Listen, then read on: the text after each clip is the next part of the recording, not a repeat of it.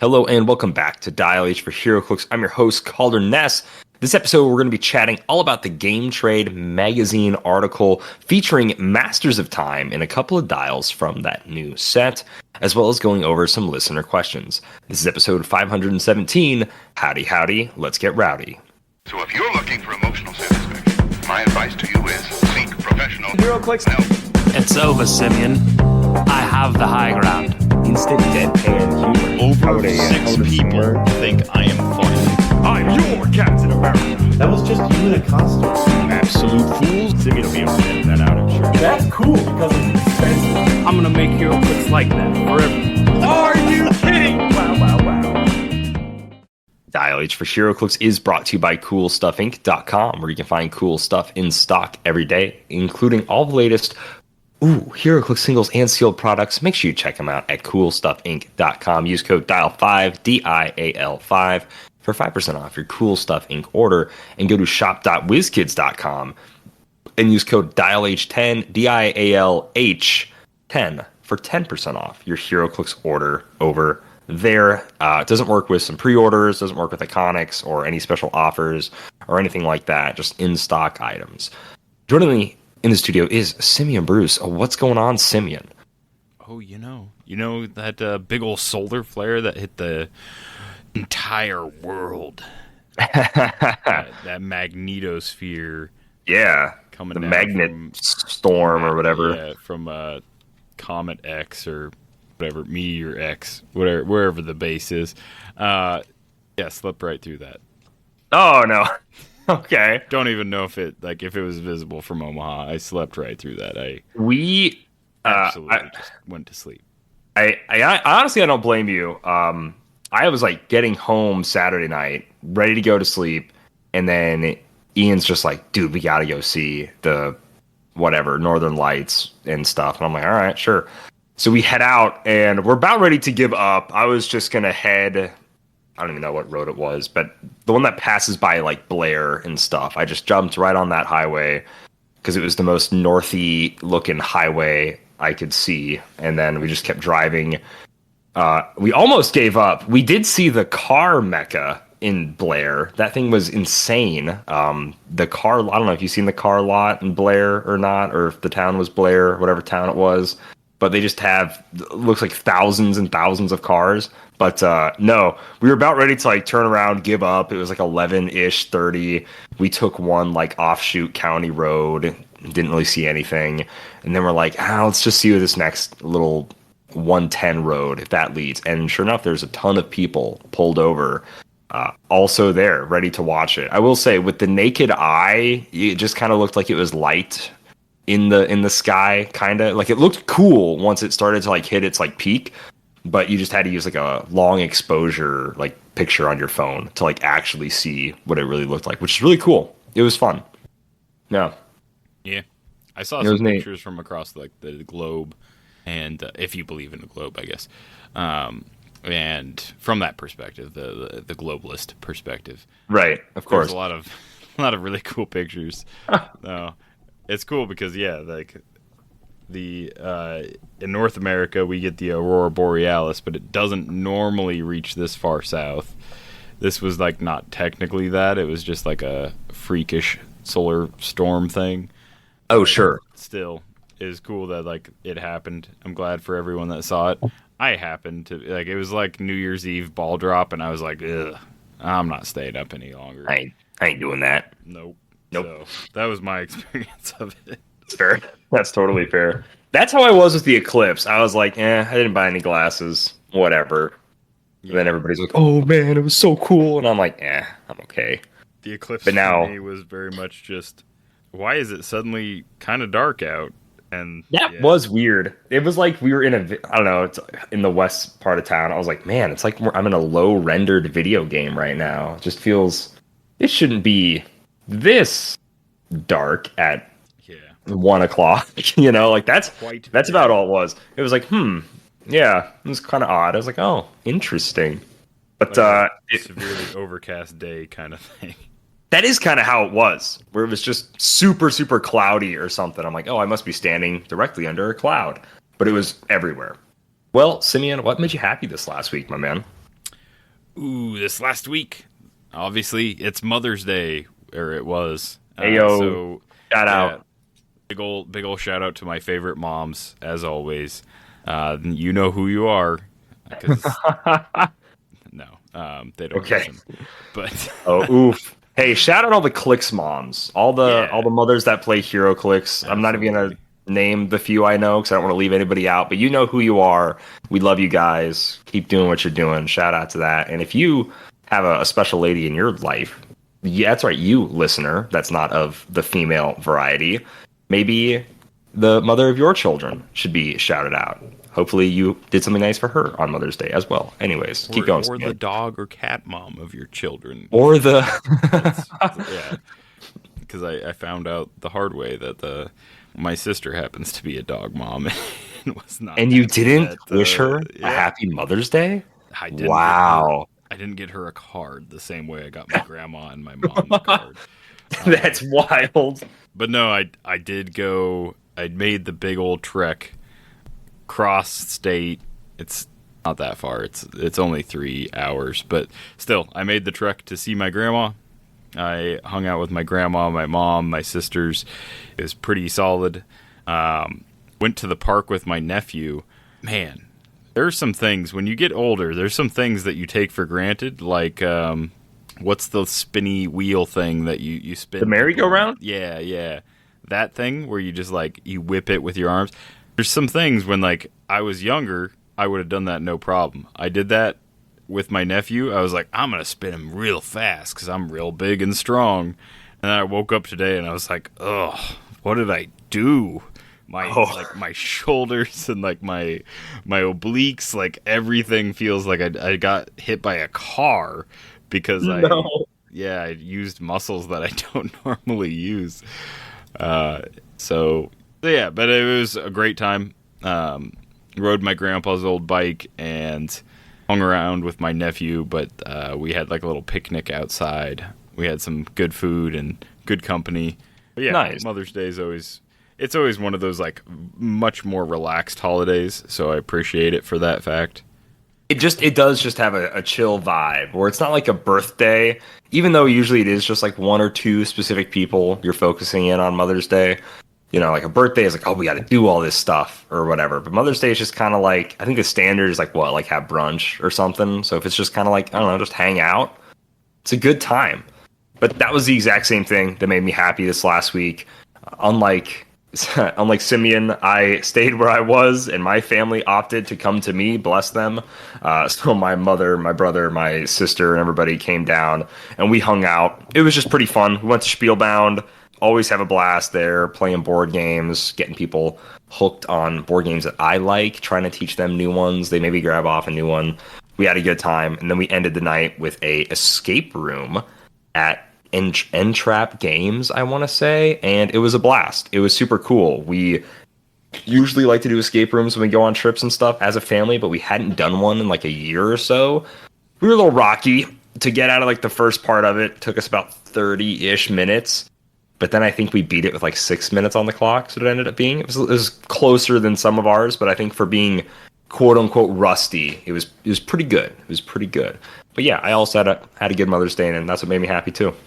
Yeah, it's a good holiday. Of all the holidays, like it is the one that like, cause like when it's like Valentine's Day, I'm like, that one's I'm iffy on, cause I'm like, if you like a certain person enough to celebrate Valentine's Day with them, then like you should probably show them that throughout the year. But like Mother's Day is like a definitive, this is the date where you like celebrate your mom, and I don't think any of us do that often enough. I think I agree. Like, we probably hang out with our moms or talk to them or whatever enough, but I think like actually like celebrating your mom and like making it a special day for her is too rare. So that's my petition. Let's make it a federal holiday. And by federal holiday, I mean twice a year. Give me the days off, government. Man, if only there was a day celebrating another like parental figure that we could have it twice a year. But no, I think we just got to double up on Mother's Day. That's what it has to be. Yeah, I think that's the way to go. There's only one person. There's that only- knows you. That's true. So yeah, we'll That's get true. rid of any other parental figures. And quick addendum to what I said made me happy. Obviously, all those other things that I definitely remember for sure made me happy. But also, listener of the show and fan of the show, Miles Kane sent me the one and only patch that has been pulled as of right now that we know of, signed by Scott Porter. Completely free of charge. He just sent it to me. That's awesome. That was so cool of him to do. And I'd be remiss not to add this in. I'll definitely make a point of saying it next episode as well. But truly, I'm putting it on a special place on the shelf. Might even make a post in Heroclix players and collectors around the world. Who knows? Oh gosh. Well, all right. Let's go ahead. Crack open. The latest issue of Game Trade magazine, and we'll jump into the news here.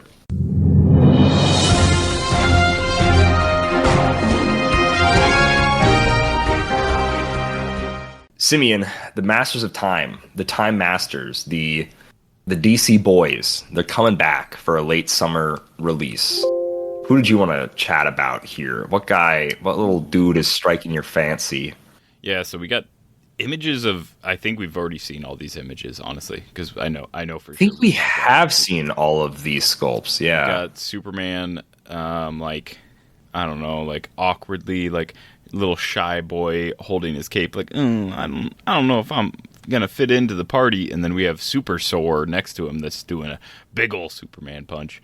Yeah. We have Flash doing like a Flash stop, and then he's next to the Flash dinosaur that's big old lightning effects. Then we got Batman doing like a point thing, and we got the Bat dinosaur doing big old fist. Tons of effects going on, tons of detail going on. But I'm going to get into Superman because he is the only common that we've seen. So Superman here, 015, Justice League, Kryptonian, Metropolis, Time Masters, Trinity, Future, and Past. Which obviously, I think anyone that has Time Masters might get Future and Past. There's a chance. That makes sense. Yeah. So he has a trait that is Time Masters, and I think we can assume this is going to be shared across the board with a couple people. Probability control. When Superman uses it and an opposing character misses all targets after resolutions, remove an action token from a friendly character with the Future or Past keyword. So, not for nothing. At the base, it's traded prob, and at the very least, you're probably in sealed going to have quite a few Future and Past people to play with. So, you're probably already probability controlling an attack that hits, and then if they miss, you get to remove an action token. Also can include himself on that, so for whatever that's worth. Full dial of charge, full dial of super strength. He has a special defense power on his first click, depending on on both starting lines. So at either 85, where you get 8 clicks of life, or 50, where you are only at 5 clicks of life. He has defend and invulnerability on those 2 clicks. So that's click 1 and click 4. That's the only thing he's got going on, except he's got the Hyper Time team ability. No JSA, no Superman, just Hyper Time. And that is when an opposing, because we haven't seen Hyper Time in quite a while. When an opposing character that can't use this team ability attempts to move from a non-adjacent square into a square that is adjacent to this character, it must roll a d6. On a 1 through 2, the opposing character can't move into any square adjacent to this character this turn. That's actually like really big. JSA Really good. Not JSA. Hyper Time rocks. Yeah. Hyper Time has always been one of my big favorites because it's essentially like a super senses that happens before the opponent can even move adjacent. So there was a lot of big time charge pieces where if you had Hyper Time, they would just try and move next to you and then they just couldn't. And sometimes that just ended the entire thing for them. Just null and void. Like that charge that they tried to do, that sidestep, whatever it was, just done. It's a big hindrance where you're like, man, I really want to charge, kill this guy, but he's got Hyper Time. So now I got to make sure the one square I can maybe move to hit somebody else, or it's like, oh, it's just a waste of a charge on this roll. It's super strong. Yeah. And speaking of super strong, Yeah, super strength the whole dial. He's got that special defend invulnerability from clicks 1 through 4. On clicks 2 and 3, he gets regular invuln. And then clicks 5 through 8, he has toughness. No damage power whatsoever, but it's just a solid 3 the entire time. So probably hitting for 4 to 5 his entire dial. 85 points or 50 points. I think it's a very solid figure. It's a solid little common. It's simple. It doesn't feel like Superman to me. Nah. Like, the defense and Vuln just, it's like not, I don't know. It doesn't quite feel like Superman, but this is a specific like time traveling Superman. So maybe I'm just not up on. Yeah, I'm not familiar with the time travel Superman story that happens. Yeah. The prop is good power, and it sounds like it's going to be a shared trait. It looks generic enough in the set called Time Masters. Like it's probably going to be a few people get it. I'm assuming like there'll be like some variance in it. Probability control when Superman uses it, an opposing character misses. Maybe there'll be ones when like a friendly character hits. When a breakaway happens, something like that. That'd be kind of cool. Because this one kind of like doubles down. Like I made you miss, and I get to remove an action token on it. Haha, in your face. Maybe there's one where it's like, oh, you missed, and I give you an action token, or oh, you still hit, and then maybe something really good for me happens if I let you hit, or like my prop fails. So it'd be cool. There's things to play around and do with it. So yeah, he's nothing crazy. He's a common 0-15, just whatever. Yeah. To get into our Batman here. Actually, one more thing about Superman. I do wish they would have given him the Justice League team ability, because he loses that 11 right after click 1. And it would have been nice to have a little higher attack. Even if he has prob, would have been nice. Yeah. But I mean, he's definitely no power common. Yeah, that's like for sure. Seen before, but yeah, significant appearance, Time Master's vanishing point number 1. Okay. I don't know. I think he's something that like you definitely for 50 points you definitely look at in sealed, because flight, close attacker, prob. Yeah. That is true. Yeah, in sealed he's a prob piece, he's a secondary-ish attacker, and he can carry, which is all very good things to have in shield. So actually sealed, which is good. Yeah. Batman here. We have what it looks to be caveman Batman. He is wearing some giant dead bat as his cape and cowl. Kind of gnarly. He's got a makeshift kind of old school prehistoric hammer. But then he kind of looks like he's just wearing his normal bat pants and bat belt. So I didn't read the Batman, The Return of Bruce Wayne 2010 storyline, I guess, is his significant appearance. So I don't know if this is different Batman throughout time, or if this is one Batman traveling through time. I don't really know what exactly is happening, but it's really, really cool, and I really like it. I think it looks super neat. It's similar to a Brave and the Bold episode where Batman meets up with these Batman throughout time. So what is this uncommon Batman doing? So he's got Batman Ally, Batman Family, Brute, Past, and Warrior keywords. He has 2 traits. First one is called The Return of Bruce Wayne. At the beginning of your turn, you may choose one. Replace Batman with another character with this trait on the same click number, or heal Batman 1 click. Really quickly before we get into the dial, I love this because it looks basically to be shifting focus with an option. So it's like, okay, sometimes the best choice is to just stay in with the character I'm in. So sometimes it kind of felt like I was being punished for not shifting. Sometimes it feels like, oh, well, I'm staying in, but I wish, then that trait kind of becomes a dead trait at that point. So now, even when you choose not to shift, bada bing, bada boom, you get a heal Batman 1 click. Although it does change a little bit from shifting focus, where instead of free, it's at the beginning of your turn. So it is a choice you need to make right away at the start of your turn. So it's one of those things where it's like, would I rather stay in with Batman, heal him a click, see where he looks then, and then keep playing? Or should I shift him out? It's a little different, but I like options are always good, and I like that. His second trait is the Miyagani Shrine. Free. If Batman didn't begin the turn on the map, generate a smoke terrain marker in his square. So then this trait, he didn't start on your map, he has free smoke cloud, make a smoke terrain in a square, right? So Pretty with cool. Batman team ability, very solid. Yeah. Yeah. As far as the defense thing, especially if you're on click 1, we haven't seen the rest of them, but I'm assuming a 19 with smoke cloud plus stealth is got to be pretty okay. Like, that seems real okay to me. Pretty good. Yeah, I think it's good. Yeah. So, yeah, so those are his traits. And then he has really crazy cool Steel Energy, his entire dial. Special Steel Energy for his first 4 clicks that reads, Steel Energy / when Batman KOs an opposing character. After resolutions, he may make an attack. And he has Flurry, that's gnarly. So what's his dial look like? Full dial of Flurry. No move and attack here. Probably going to be a better way to like move this guy up and get him out there within his shifting focus like kit. So we'll see what that looks like. Like I said, Steel Energy and that special Steel Energy make an attack for the first 4 clicks. Invulnerability, top dial, just like Simeon said, 19 defense. Then he goes on to 3 clicks of toughness, 3 clicks of super senses. So 7 click long dial, full dial of Battle Fury. I really like this guy. The fact that he can be a flurry, he gets up in your face. Well, first off, it's really hard to come up on this dude because number 1, stealth. If he didn't start on your turn, hopefully you pull somebody else to shift in. Now he's a stealth, like guaranteed stealth, 19. Sitting and hindering, you got to get right up next to this guy. Oh, now you're next to this guy. You were like, oh, I can't bust his stealth. I better just base him.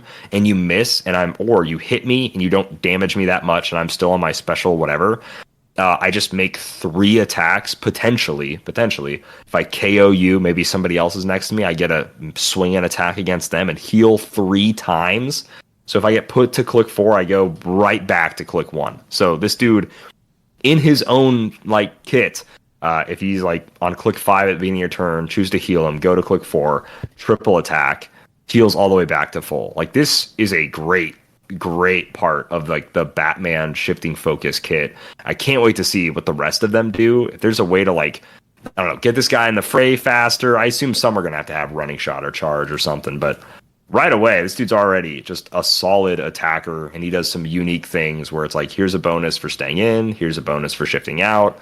I really like that. I think it's really fun, and it makes you just kind of, again, realize that you have options. So this is a sweet piece. I really like it, and I can't wait to see the rest of the Batman kit. Yeah, I agree. I think regardless of what the other ones do, having this one where it's Flurry, Steel Energy, and potentially heal up, and then like next turn, Flurry, Steel Energy, like assuming you're on click 7, Flurry, Steel Energy, heal up to click 5, next turn, Flurry, Steel Energy, heal up to maybe click 3, assuming you hit both attacks.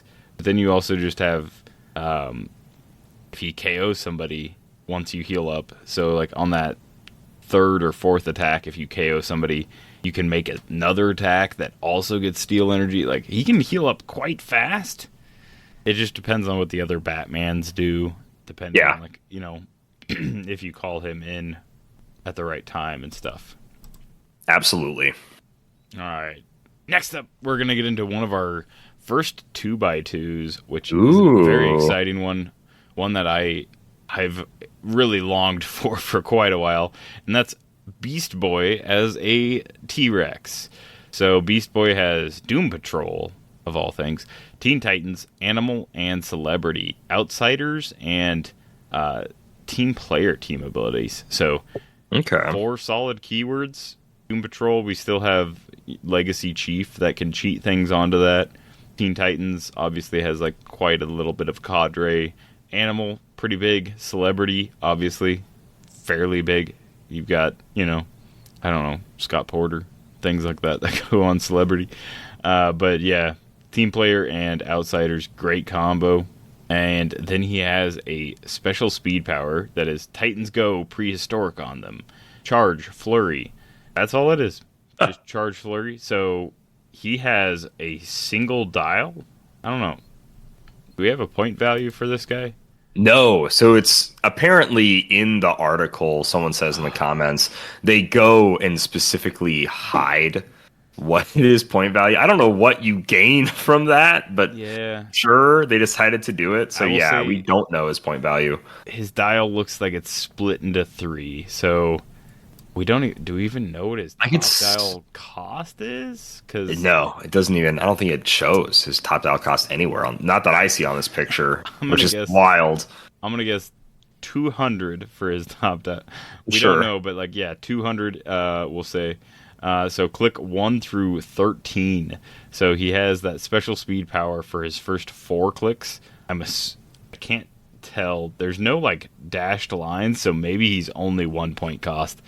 But yeah, let's just assume he's like 150, 200, something like that. Sure. He's only 1 dial for that. So he starts with that Charge Flurry. He also gets Charge Flurry on clicks 9 through 13, which are his last 5 clicks. So first 4, last 5. And then in the middle, he gets Charge, Quake, Exploit with Invulnerability, which would be a great place to like do a split dial, but I don't think anyone would pick that. No one ever Right. picks, like, the mid dial. No specials there. Yeah. Included with Charge Flurry, he also has Chomp as a special attack power, and that is Blades Claw's Fangs, but may use it if targeting up to 2 characters and rolls a separate d6 for each hit character. He has 2 lightning bolts, so that's pretty easy. So you can Charge Flurry, Chomp Chomp, Double Chomp, Blades, roll 2d6 for each character. He has a 19 for 4 top dial, Invincible from clicks 1 through 4, but yeah, he has a 19 for 4 on click 1, and then he drops down to an 18 for 3 the rest of those first 4 clicks.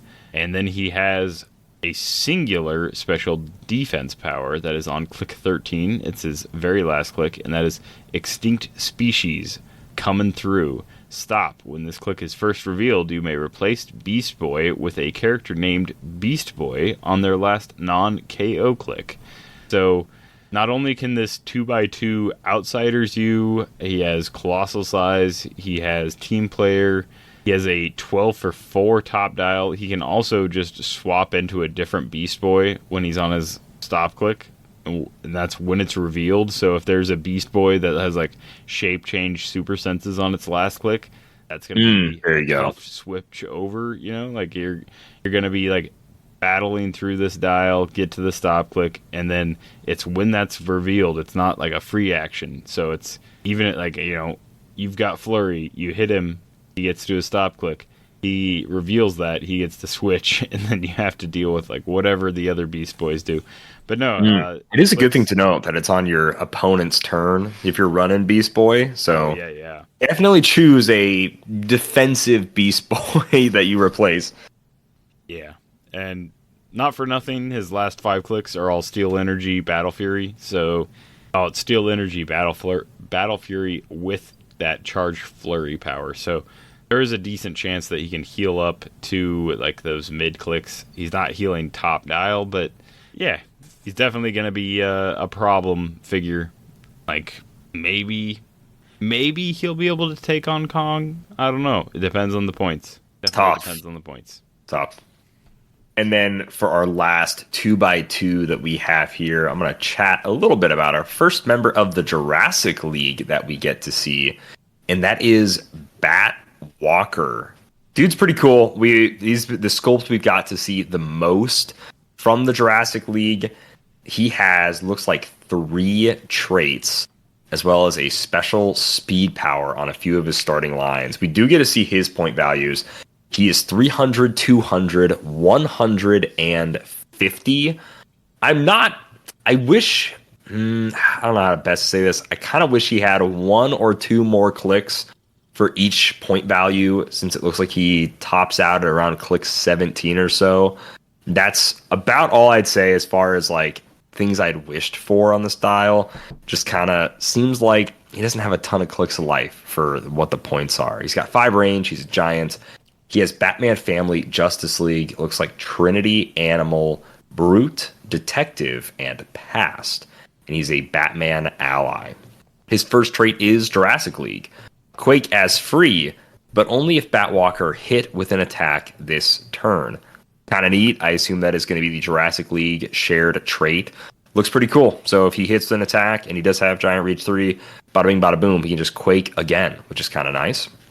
His top dial at 300 has got that special speed with 10 speed, 13 attack, precision strike, 19 defense with invulnerability, and 5 damage with outwit. The special speed power that is on his 300, 200, and 100 start lines is Prehistoric Glider, Running Shot. When Batwalker attacks a character on a lower elevation, damage dealt is penetrating. So he's got Precision Strike and penetrating. He's hitting you with all sorts of stuff. It's pretty cool. But then at his 50-point line, he is just a charge piece. His other two traits are Defender of Growl Thumb City. If Batwalker occupies a printed square of hindering terrain, lines of fire drawn to any square hindered. / adjacent friendly characters can use stealth. This is pretty cool. It's not the most insane ability, but it fixes the fact that Colossals used to need to be like every single space that they occupy had to be in hindering terrain for their stealth to work. So it's kind of cool that he just needs to be in one little square, and then all lines of fire to any base are hindered. It's fitting for a big Batman that's hiding. He's a stealthy guy. So it's kind of cool that like they kind of quote unquote like fixed it for Colossals. That's kind of neat. And then his really like second, that. yeah. His third, I should say, trait is Hunting Joker Zard. When an opposing character KOs a friendly character, give that character a revenge token. When Batwalker attacks a character with one or more revenge tokens, you modify his attack and damage +1. So if you're not in love with his stats throughout whatever, his dial, then at the very least, he's got a little something that can help. Maybe you can send out some bait or something, try to get some revenge tokens on some opposing characters if they KO a friendly character. Because then that kind of takes him from being an 11 for 3 at 50 to a 12 for 4, which is a lot better. And then kind of remember that also is one of the few ways to modify damage nowadays. So he could be a 14 for 6 in 300 points. Well, yes, there's no one for them to KO besides him in 300 points. So maybe not that. But, in other point values where there are things for him to KO, there you go. It's kind of fun. It's kind of neat. But yeah, once again, he just seems like he has too few clicks of life. But I think the abilities are fun. They're pretty cool. Just, he's not blowing me out of the water. I'll say this as far as Jurassic League goes. If this is kind of the base level for Jurassic League, I'm probably okay with it. They don't have to be nuts. Not every Colossal needs to be Kong. Kong is broken. Kong shouldn't exist. That's, a lot of people are saying, oh man, in this Kong age, Colossals all need to, I'm like, no. Some Colossals can just be kind of fun. So if this Batwalker, he's kind of fun, he's kind of flavorful. If that's what the rest of the Jurassic League are, I'm cool with it. Massive fan of like the top dial doesn't make sense for like competitive or modern, but it like works for casual play. And yeah, if like the Jurassic League all adds up to, I don't know, like 1600, then I think that's what like the Phoenix Force added up to. I think that's what like some of the other like random big point things added up to. And that's always like a fun, like the whole Jurassic League versus make 1600 points of Apocalypse or like whatever, like that kind of thing. And so yeah, I always enjoy that. I don't think it needs to be massively competitive, but there is 100 point and a 50 point line, something that people will consider for the very least. But yeah, he looks cool, and ultimately that's all the Jurassic League really had to do was look cool. So the fact that they're probably going to be a pretty fun team, it looks like, I'm excited. Well, all right, that is going to be everything we see from Time Masters. Oh, wait, sorry. There is one last thing. It does say here in the article that there are going to be trick arrows in this set. Kind of light confirms we're probably going to get a Green Arrow then. I don't know of any other, besides Green Arrow related arrow people, in the DC universe. So I'm pretty excited for the trick arrows in the DC set. I don't know what that means we get. They mention having 3 cards. I don't know if that is the article writer saying like, oh yeah, this only comes with 3 cards. Or if it's like, yeah, when you actually use the figure, you use 3 cards. That's what I would assume. So kind of fingers crossed that that's what it's supposed to be. But yeah, we get some DC trick arrows. I'm excited to see what they cook up as far as the DC version of trick arrows goes. Yeah, especially since we already have like quite a variety of things that trick arrows can do. Yeah. Like they haven't even been tournament legal yet, so it'll be interesting to see what happens with the current trick arrows, and then in a few months when these are legal, the other trick arrows. Yeah, no kidding.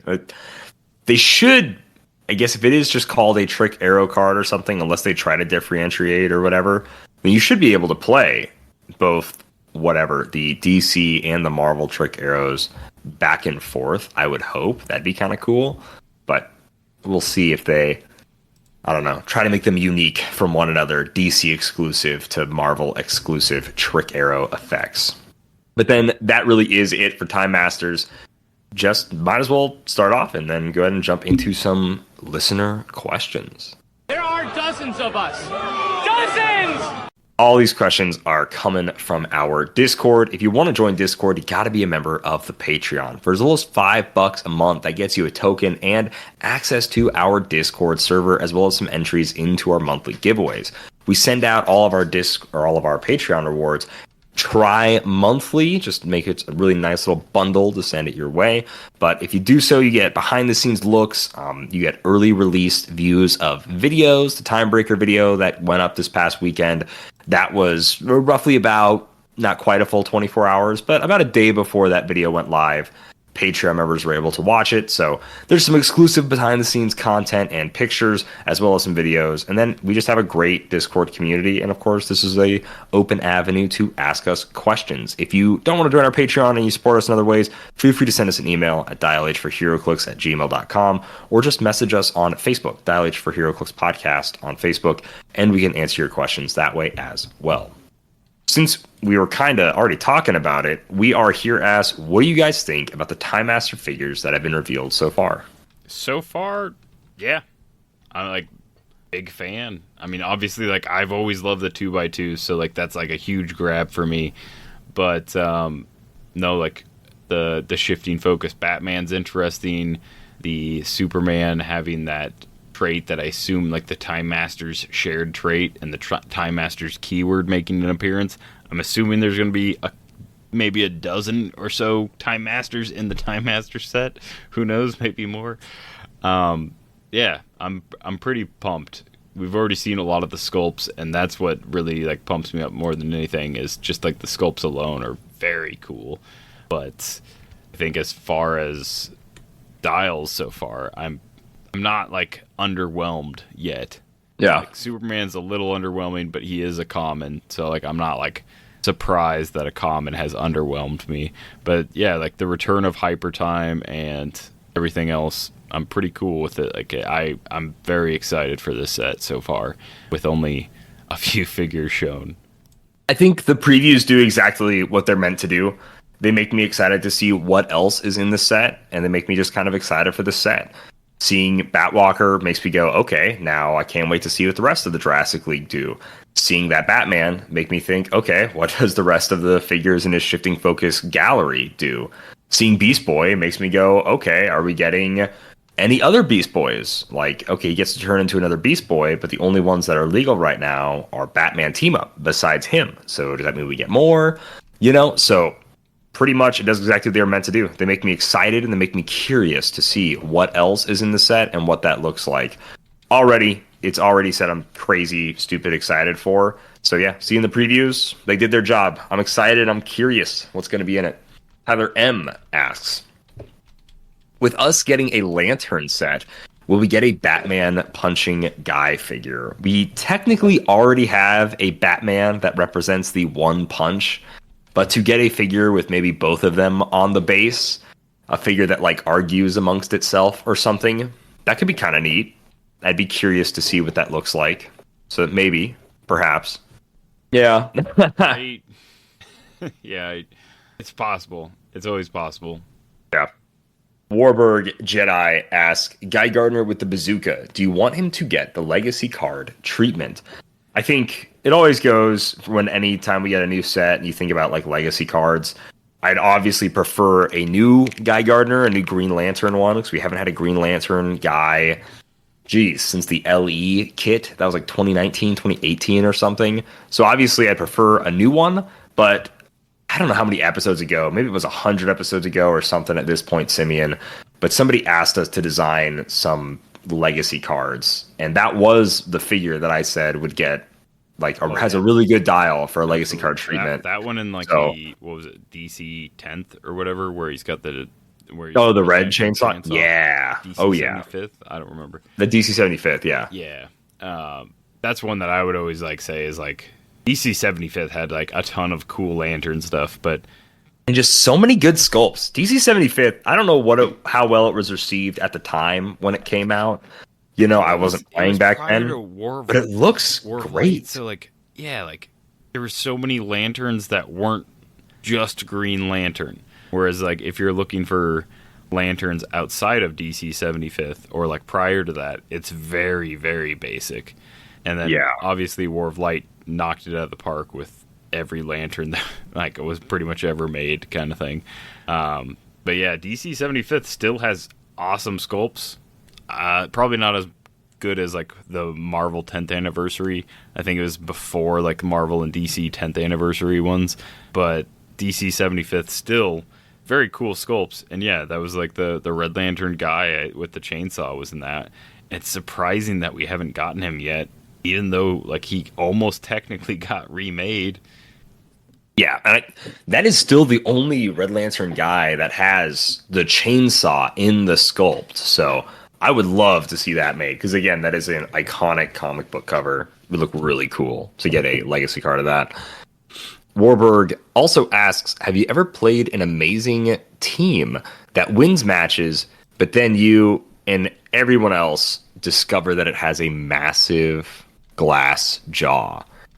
This is kind of interesting, because the idea that if I'm playing a team and it's winning matches, I feel like you usually have an idea of whether or not your team has a glass jaw or not, somewhere in the playtesting area of building a team. So there are some teams, you know, if you look at like Spider-Man or you look at Matt Reed's Master Mold build, we know that team doesn't have a glass jaw, you know, because he's practiced it a bunch.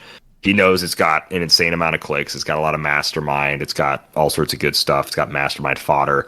So I feel like before you even get to the point where, oh yeah, this team is great, it's winning matches or whatever, I think you've probably already figured out whether or not it's got a glass jaw or if it's like a pretty sturdy team. I don't think it usually catches somebody by surprise unless they're not fully paying attention to the meta, or maybe they take the team to Worlds and then kind of like what we saw last year, some people play some funky stuff that catches people off guard. I think that's like the only way to like double back and realize, oh no, this team has a pretty massive flaw. Yeah, I mean, my biggest quote unquote discovery of this was back with the original Popper League before it became Pulp. WWE versus like Onslaught, when Onslaught people weren't playing Onslaught with like Claire Finn and the Yaphet bystander to get him sidestep. Onslaught was like very good against most teams, but not great against WWE because you had to take a power action to move most of the time, and WWE does really well if you can't get away from them easily. And so yeah, like WWE's big glass jaw was just that Yaphet bystander. It was not so much Avengers drop off, but also Avengers drop off. It was essentially like anything I couldn't cross the board and kill like a main thing that like they really needed. And so yeah, like I think after a few shifts in gameplay and a few like drops of sets and stuff, massive glass jaw of WWE was just absolutely underpowered reducers. Like, yeah, it was just... That is true. Like, the only ones that really survived after that were the ones that had rollouts, because the ones that had reducers were just taking pen damage like nothing. Yeah, it just wasn't enough. The Megget asks, why do you think some figures get super hyped up and others go completely overshadowed? Or everybody just goes, yeah, it's good, whatever. Some examples are like Prime Hulk. He got super hyped up, but not much play. I don't know. I think Prime Hulk saw plenty of play for how hyped up he was. But last year was the year of just amazing Prime after amazing Prime after amazing Prime. Because after Spider-Man came, well, really, Batman Team Up comes out, and then it's like, boom, Green Lantern Batman. This is a great Prime. Wonder Woman Prime in that set. Amazing Prime. Beyond Amazing comes out. Iron Spider's an amazing Prime. Rare Spider-Man is like one of the best Primes ever. And then it's like, okay, yeah, Hulk gets hyped up, rightfully so. He cheats a ton of points onto your team. But then you just have to look at, okay, but now that's my prime slot. So I think that's kind of the way he is. And I think that's probably why some figures get hyped up, where it's like, oh, mechanically, this is like so great, so amazing. But then ultimately, okay, maybe they have a unique modifier, or their silver ring, or their prime, or there's just some restriction to playing them. And you just kind of realize, well, even if they are that good, there's a different piece that I'd rather have on my team, or there's something else that I would rather play that ultimately I think makes sense why some pieces get overhyped and then are just totally looked past.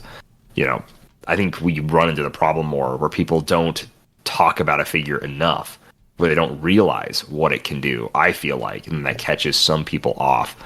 I can't really think any recency where there was a figure that was overhyped and didn't see much play, because I can't really. Maybe. Well, I don't know. That's less of a thing that I could have seen play, and more of a thing where people like theory crafted him when the dial came out. There's a lot of like, you could do X, Y, Z, like you could put Penguin with him, you could do Shield, you could do this and that, because like he sees through a bunch of stuff, so that's like exciting. But like at the end of the day, he's a printed 0 attack, 0 damage. Yeah. So it's a lot of work to get this kind of junk character to actually do something. But I mean, that, honestly, like, as far as support stuff goes, the Scott Porters exist.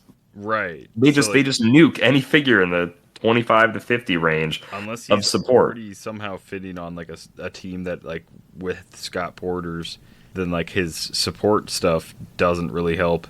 And unless you're willing to invest like 40 to 50 points for like Penguin, he can't be equipped. So like you have to do a bunch of fancy stuff to like Iron Spider to get his attack up, like things like unless you're willing to like invest all of that, it's really just a fun, unique character. It's not like meant to be meta, in my opinion. Right.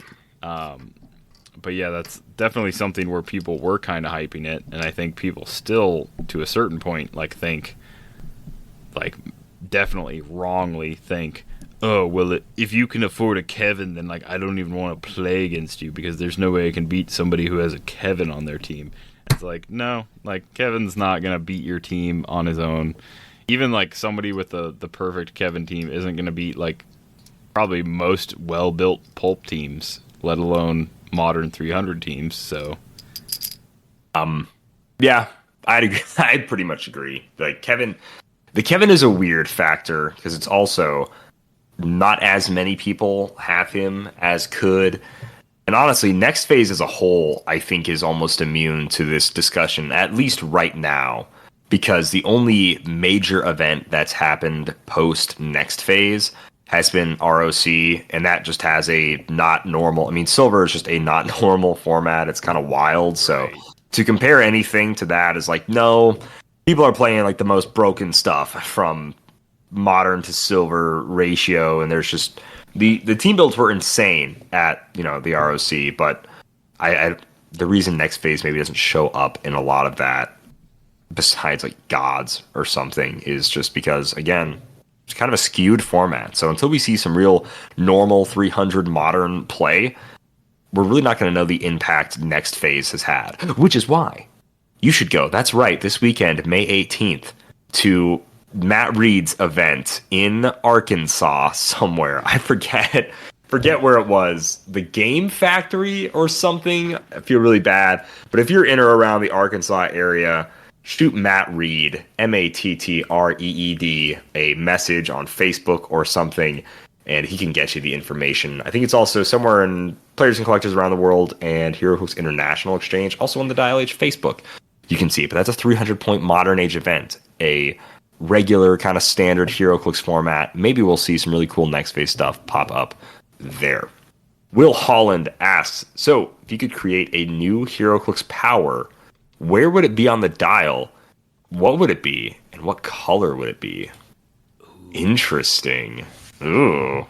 Man. I feel like my initial like idea is definitely like some sort of defense power, because I feel like defense powers are just not necessarily like limiting or limited, but I feel like there's too much crossover and we need something that's a little bit more obscure, a little bit more like Battle Fury-esque, where it just kind of like says a bunch of stuff, and like, yes, it's more difficult for people to learn, but it's not on every figure, so it's not that bad. And so I would say like a defense power that's similar to like the WWE team ability, where it's like can't be targeted by ranged attacks, can't be damaged, or can't be targeted like if this is the second thing that they've been targeted this turn, something like that. Maybe just like a defense power where it's not like a protected outwit. That would be kind of lame. But I don't know. There's like certain characters that aren't power cosmic or cosmic energy that make sense to just always be able to do their thing, where like they'd always be protected outwit. And so having some sort of rollout that was just like a permanent protected outwit like rollout, like it was not super senses, not shape change, but it did something similar to like hyper time, where it's like a team ability and it can't be outwitted. That'd be really cool, because like Spider-Man, he should be really hard to hit even if his opponent is really smart. Like even Doc Ock has a hard time hitting Spider-Man. He can't just be like, haha, I've fooled your spider senses. He always has a hard time. So something like that would make sense. I think I'm leaning defense on this. Color, what color would it be? What color have we not used in Heroclix? Purple? Have we not used purple in Heroclix? No, that's willpower. My brain did instantly go to purple, though, too, when I was starting to think of a color. But willpower, smoke cloud, force blast. I think gold. People like to say that bronze/brown is gold. It is not gold, guys. That's like bronze or brown. It ain't gold. I think we could use gold as a color. It'd be real hard on the colorblind folk of our community, but it gets tougher definitely and tougher. Be an occasional color. To be fair, we don't have. I really like WWE doing like the circle, same color but like a circle instead of like a square. Like we could definitely bring that back. Add like a few new PAC powers, but like bring back like the circle instead of square kind of thing. Or like I don't know. There's other shapes like a triangle would also be. Ooh. Okay. Rhombus. A little Ooh, oh my, Simeon, oh my. Get wild. Do a rectangle with people be like, is that a square or rectangle? Oh, it's definitely a rectangle on this one. Sorry, I gotta check something really quick. It's be really funny. What is it? A hexagon? Yeah, okay. We need an octagon. All stop clicks need to be an octagon from now on. That's actually so special powers need to no longer be a box. That's what we got to go with. Like that would be sick. I think that's the way to go. If we made all specials 100%. like a special shape, then we could have white as a standard power. So yeah, here we go. Yeah, then it would make more. Yeah, okay. I'm down with it. I think what I'm going to go with the question is a completely untapped resource that in all of HeroClix's 22 years they've not used. So what do all standard powers have in common? They all go on a stat, right? On a stat value. You're following me, you're with me here. Speed, defense, range, attack. Well, I spoiled it a little bit. Anyways, damage, all that stuff. They're all within that window, the stat value. But there's one more stat that doesn't have any powers, and that's range. And now you're thinking, but Kalder, how do we give range powers? It's not on the dial. It's not clickable. It's easy enough, my good fellow. Instead of printing it white on the base with a little 0 or whatever the range value is, whatever the bolts are, you would just print it one of the colors of any of the other standard powers. And this would allow us to shuffle around powers that seem more ranged base from the other standard powers, and then maybe we could change them to be close combat based. And now range already being typically stronger than close, although it's not always true, and certainly in some of the current meta it's not really true. But still, now if they only ever have one ranged power, it can also work. It could also work with a 0 range. That could also be their standard range power. Hear me out. So if they have like 0 range, maybe it's like a Battle Fury-esque power, and now we can move around Battle Fury, have the standard orange damage power do something else, for instance. Or if you want the figure to be particularly strong, finally, we have a red range power, flurry of shots. A little range flurry action, just being a standard power. I see no problem with that at all. I don't think that could be overpowered, not in the slightest, because then it can be outwitted, and it's also the only range power that they have. No, obviously this is incredibly confusing, but it would be funny. It would be funny. Would it be a terrible idea for Heroclix? Yes. Would I laugh? Also yes. Rant over. Just saying, we've never used the range value for standard powers, so It's true. just, put that in your pipe and smoke it and think about it for a little while. Could be a untapped resource.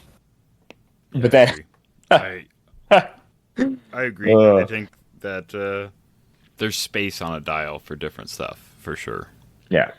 Yeah, we've got the plus, we've got the star, we've got the flight, Oh, dude. boot, punch, other type of punch. We've got the shield, other type of shield. We've got the damage standard, tiny, whatever. Yeah, we can definitely utilize different symbols for different things for sure. Mean. The old crosshairs, that's been gone for forever. The book, the grenade, all these amazing symbols that Heroclix has just fall to the wayside. Doesn't seem fair. It just doesn't seem fair. We're leaving so much on the table here right now with Heroclix when we could have grenade, sharpshooter, a book back, those epic action or whatever. But yeah, we're missing so much. How cool would a little book symbol had been on all those Sherlock Holmes guys? Would have been pretty neat. Just saying, we have the symbols, we have the technology. I think probably still we have the technology. Make it happen. Make it happen. But all right, guys, that is gonna be all she wrote for this episode of Dial H. Again, thank you so much to our Patreon members for sending in those questions. They were pretty fun to answer. It was a pretty fun time. But all right, Simeon, any last shout outs before we get on with it? Get out of here. No, I think the last thing that we have to say is keep an eye out for, obviously, Time Masters. That's Ooh. the next big set. No, wait, no, it's not. It's Deadpool Weapon X is the next big set out. So keep an eye out on that releasing. And the best place to keep an eye out on that is, as far as singles and releasing goes, is coolstuffinc.com, where you can find cool stuff in stock every day, including the last Heroclix singles and sealed products. Make sure you check them out at coolstuffinc.com. Use code DIAL5 when you do so to save 5% off. But yeah, that should be when they're dropping. It's usually a few days after the set releases that they put their singles out. But of course, you can always pre-order. You can always buy the Dyson tokens. You can always, I don't know, maybe there's pizza boxes for this one too. Who knows? We never knows. Who knows? But then also, Heroclix Masters of Time is going to be hot on the heels, it seems like, of this Deadpool Weapon X set. So make sure to check that out as well.